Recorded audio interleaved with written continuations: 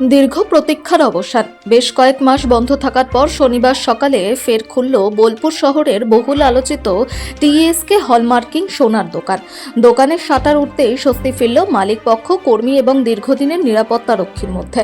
দোকানের মহিলা মালিক তনুশ্রী সাহা কর্মকার জানান, দীর্ঘদিন পর দোকানে ঢুকে দেখা যায় ভিতরের সমস্ত জিনিসপত্র এলোমেলো অবস্থায় রয়েছে। কোনো সামগ্রী কোথায় সরানো হয়েছে বা কোনো জিনিস খোয়া গিয়েছে কিনা তা এখনই নিশ্চিত হওয়া সম্ভব নয়।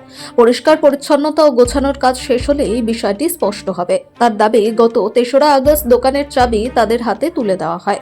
এরপর তিনি মুক্তি পাওয়ার পর শনিবার সকালে দোকানটি পুনরায় খোলা হয়। দোকান খুলতে সহযোগিতার জন্য বোলপুর থানার আইসি সুদীপ্ত মুখার্জিকে ধন্যবাদ জানান তনুশ্রী। দোকানের মালিক বিশ্বজিৎ কর্মকারও জানান, ভিতরের পরিস্থিতি অত্যন্ত এলোমেলো। বেশ কিছু সামগ্রী এখনো খুঁজে পাওয়া যাচ্ছে না। সবকিছু গুছিয়ে নেওয়ার পরই কি সামগ্রী রয়েছে এবং কোনো কিছু অনুপস্থিত কিনা তা নিশ্চিত হওয়া যাবে।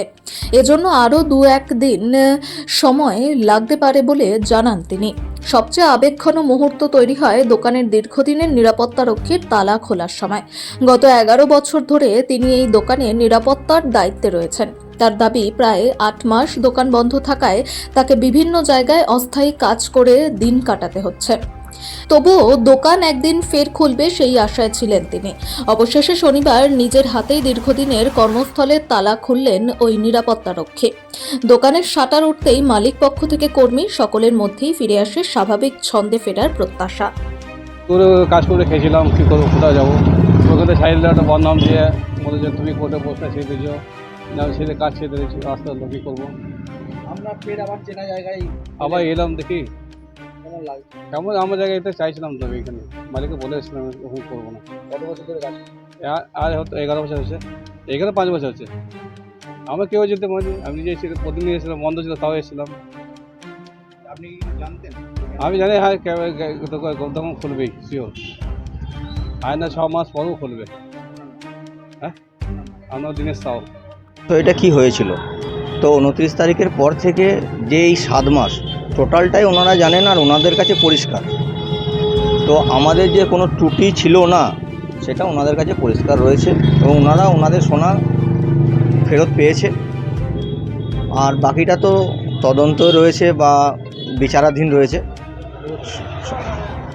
মূলত কাকে ধন্যবাদ জানাবেন বা কার মূলত আপনাদের এই কেসে সাহায্য মূলত কে করেছে বেশি? বোলপুর থানার আইসি, উনি যথেষ্ট সাহায্য করেছেন এবং আজকে খোলার জন্য সম্পূর্ণটা ওনারই অবদান। এই আজ দীর্ঘ প্রায় 7 মাস কী পরিস্থিতির মধ্যে আমাদের যেতে হয়েছিল? খুবই সংকটজনক অবস্থায় ছিলাম।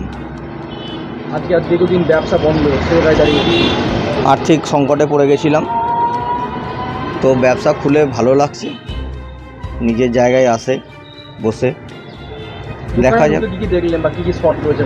সিসিটিভি ক্যামেরা ডিভিআর নেই, আরও কিছু মেশিনপত্র হয়তো শর্টেজ রয়েছে, বলতে পারছি না এই মুহূর্তে কতটা কি আছে। গুছিয়ে নিই, তারপরে আরেকদিন বলে দেব কি আছে কি নেই। আমার নাম বিশ্বজিৎ কর্মকার। ঢুকে দেখলাম মেশিনপত্র সব ওলটপালট করা রয়েছে এবং কিছু জিনিস হয়তো শর্টেজ রয়েছে, সেগুলো কী এই মুহূর্তে আমি বলতে পারবো না। না দেখে সেন্টারটা সব গুছিয়ে টুছিয়ে তারপর বলা যাবে। 3 তারিখে দিয়েছে, বেল হওয়ার পর আজকে এসে আমি সেন্টারটা খুলছি। কতটা খুশি লাগছে? 7 মাস পর সেন্টার খুলে নিজের ব্যবসার জায়গায় নিজে এসে এবং নিজের ব্যবসাকে আবার খুলতে পেরে খুবই ভালো লাগছে। কতটা কি চক্রান্ত তো ছিল আমাদের বা যারা ব্যবসায়ী রয়েছে, বোলপুরে সোনা ব্যবসায়ী যারা রয়েছে, কী পাচ্ছেন?